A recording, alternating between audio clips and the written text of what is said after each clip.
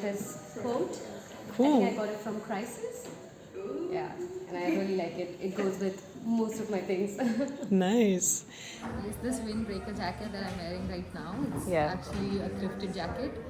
I got it for INR 50 rupees back in Bangalore in 2019 from a roadside shop. Yeah, my pants are thrifted, and this is from my university. Yeah. And how often do you shop secondhand? I don't shop a lot, but whenever I feel like shopping, I usually shop secondhand. Amazing.